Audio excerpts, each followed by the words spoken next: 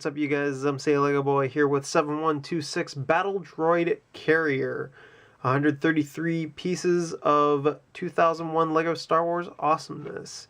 It originally retailed for $10 and I got it for $22 off of Bricklink, which is not too bad considering it was used. So used always brings the price down. Never buy like in-sealed stuff off of Bricklink usually. Although sometimes you do get lucky and somebody throws in a box. And it's like, hey, that's nice. But yeah, you know, this is just something that I've been looking at since about 2001, pretty much. Like seeing it advertised, and I was like, oh man, that looks really cool. And I kind of half recognized it from episode 1. And then you look at the box art on it, which are just copied onto the instructions, and this thing looks like it's zooming along at breakneck speeds. So, you know, it just looked really cool. And so then it's like, oh yeah, man, like I've always just kind of wanted it. And then I found it on Bricklink one day at random. Like I was looking for other things, and then I found this and was like, oh cool, I've been wanting that. So yeah, comes with 7 minifigures. They are all battle droids, although we do get a special one, being the pilot droid, which is pretty cool. And it's actually terribly inaccurate, because the pilot droids actually have blue on the shoulders and the stomach, and this one kind of inverts it, actually. The ones that you see today where it's blue and then they print on the tan, that's actually a little bit more accurate. Now, I don't know about the backs, necessarily, but when it comes to the front, the blue on this guy is inverted. I'm intrigued. And that could be something as simple as the concept art that they saw from... Wait, no, actually, because that was 2001. So I guess also, it's 1999, 2001. I mean, the internet is not perfect. They were in good relations with Lucasfilm, so I don't know why they wouldn't have gotten an original design for this guy. I don't know. That's interesting. Huh. Maybe they were just... No, because 2001 they were also doing Life on Mars, and the torso definitely came in blue. This is very interesting. I just gotta say, what is going on? That's pretty weird. And then you get 6 regular battle droids, and these guys are hooked in onto a little track. Got all their blasters lined up here. The megaphone with the translucent neon orange stud on it. And they're just in here, hooked on by the arms onto this thing. Not folded up correctly at all, but it looks pretty good when it's like that. And I could rip these off if I wanted to. And I just did. So, you know. Hey look, it's a battle droid, you guys. You've never seen one of those before. Virtually unchanged, although there are some versions of battle droids that exist out there where the bottom part where the legs connect, so their hips, I don't know why I'm blanking on the word hip, but okay, their hips are actually a bit different. So when you look at these two very closely, and if my camera would like to focus on them, which it wouldn't, because why would it? You will see that there is a slight difference. If I move this one side to side, it gets stuck. If I move this one side to side, it slides all the way out. There are some versions of battle droids that come with that loose connection because there aren't the little stoppers on it. And I mean, that's just indicative of 1999 to 2001, I guess. That is the way things were. I imagine that this was like the prototype design, and then they saw how much of it was not working, but decided to just leave all the parts in the bin anyway. I don't know. just throw all the same parts in the bin. I ended up getting an equal number of each in this set. So there are 3 with those hips and 3 that are without those hips. The stopper. So I'm not entirely sure what's going on. Oh, screwed that one up. Yeah, that's a problem. You have to make sure that the hips are in the right place. You have to make sure that it's bent all the way and your hands are like at the knee before you hook it in, and then you can kind of force it into place and it'll work. And you use the feet to kind of hit these studs. You don't fully connect them onto the studs, but they're just there to kind of help be a stopper. We got these little tracks that run it in, stay like that. You can also do that, it'll slide out. However, I mean, if you're lucky, it doesn't slide out immediately, you know? Like, you can still kind of decently play with this, and it'll stay in place because there's just enough of a wiggle room that it'll kind of jam itself, and it won't want to slide out as fast. Obviously, if you just point it straight up, it'll fall out. It'll find a way to do that. Life finds a way.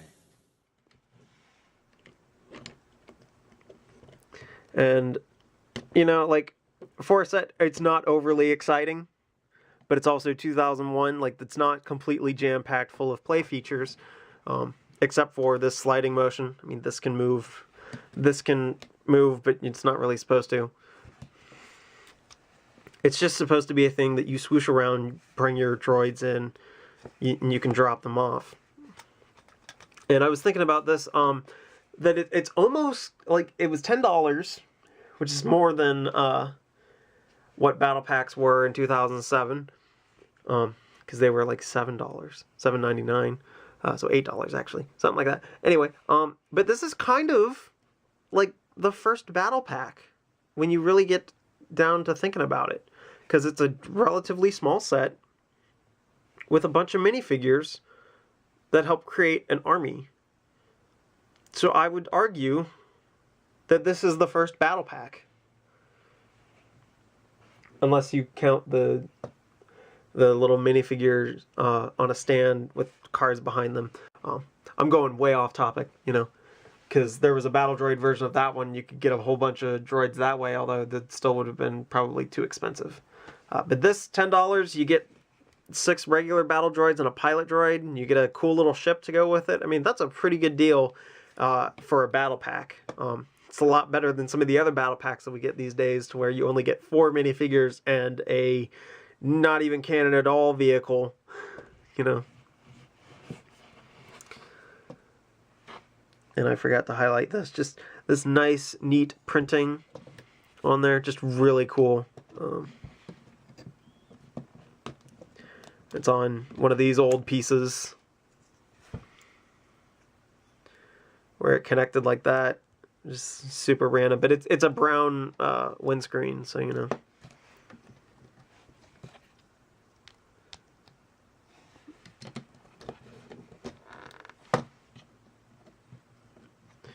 There we go. Got him back in there, nice and happy. And there's just one last thing to talk about with this guy. It's actually been remade a few times. It doesn't look nearly as similar as its descendants, but I would say that the first one, I want to say the first one because I'm not 100% sure, but I'm pretty sure that the first one was done in the 2007 MTT as one of these little things that slides into the back of it. This is in fact a droid carrier, because this can come off, and this is a thing that you put all the droids on, or you put half the droids on anyway in that MTT. You folded them down by just sitting them here and folding them down. So that would count as a droid carrier. It's still not accurate enough, but when you look at kind of this whole shaping here, And what's going on along here? It's similar enough to the stuff that's happening here. I think you can make the connection as to what the inspiration was for that. But then you also have in 2011, so it's 7929 Battle of Naboo, and then it is made again in 2015, 75086 Battle Droid Troop Carrier. These are both more accurate shapes. Obviously, the latest version is the most accurate in shape to the craft. Although I think I like the way that the battle droids are put on in Battle of Naboo rather than the Battle Droid Troop Carrier, only for the sake of accuracy, not so much in the case of like convenience, because when it comes to the Battle Droid Troop Carrier, you were able to just like place droids on there and take them off just as easily. I mean, the battle droids, they're known to fold up on one another, and they actually do have a pretty decent amount of articulation. I mean, as you can see in this set, they can fold their heads in all the way like that. So that's pretty good. And actually, I think you can't. Yeah, I mean, if you wanted to, you could fold the heads in all the way like that and slide it in on this guy. Although that doesn't look nearly as interesting as seeing the heads poking out like this. It's just, I don't know. Just the way that it looked, it always enticed me, and I have no regrets buying this because I now own it, and you know I can take it off the wanted section of Brickset and put it in my owned sets. This will be somewhere in the like whole like Battle of Naboo scene at home. I just don't know where exactly. So, you know, that, and also I kind of like this the brown and the tan, not the like gray and dark tan color scheme of the later versions. I mean, even this is better in my opinion. I don't know, I just like this like the strong power of the brown, even if it's reddish brown. It's just, there's something more like in your face about it, because dark tan is a very muted color. So I don't know, I believe that is all there is to really say about this set and its descendants. So, you know, if this is something of interest to you, I mean, just know it's not going to be the most exciting thing, but I do like the aesthetic of it. I don't know. I feel like a lot of people, especially since Bricklink started doing, or not Bricklink, I keep getting Brickset and Bricklink confused, and there's no reason to confuse them. But Brickset, ever since they've been doing their random set of the day thing, I've noticed there's a lot of people that dislike the mid to late 1990s and early 2000s aesthetic of Lego sets, and I get it. I mean, if you grew up with the stuff from the 70s and 80s, you're gonna think that the newer stuff is not as good. I'm also kind of the opinion that a lot of the new stuff that's coming out, while it is good, it doesn't feel as much like Lego, because you're not seeing as many studs on things, you're not getting as many just simplified slopes, or if you have some sort of like nice curved ship, it's not made of multiple slope pieces that make it work. You know, this thing, you slide it out, there's this random green all of a sudden. Like, that would probably be black today. Or gray, or something, you know, something very, very bland. To try and hide the fact that it's Lego, I guess. I don't know. It's just one of those things that's like they're always covering up little pieces. I don't know, were these blue? Yeah, these are blue. Hey. That wouldn't be anything new today. They'll probably still be blue. But you know. But for me, like, I grew up with the mid to late 90s and early 2000s sets, and so I love that visual design of them. I know that it's not everybody's taste. There were certainly some problems, and there being like some big bulky parts in Junior's stuff, but we still get those today.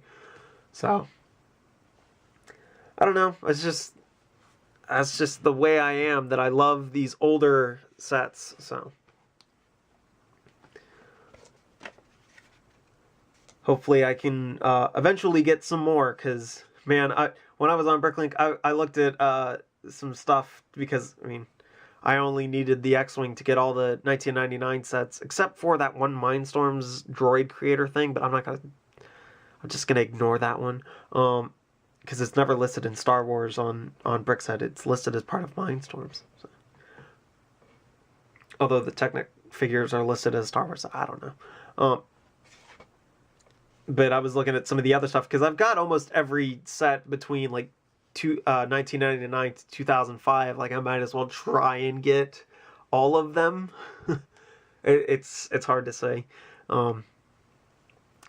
But I was looking at some of the stuff from 2000. It's like, I want that MTT and I want that Pod Racer bucket, but oof, some of the prices on these things, and at the same time that Pod Racer bucket, like, what am I going to do with that? I don't need it. I don't need it. I definitely don't need it. I don't need it. I don't need it. I don't need it. I don't need it. I need it!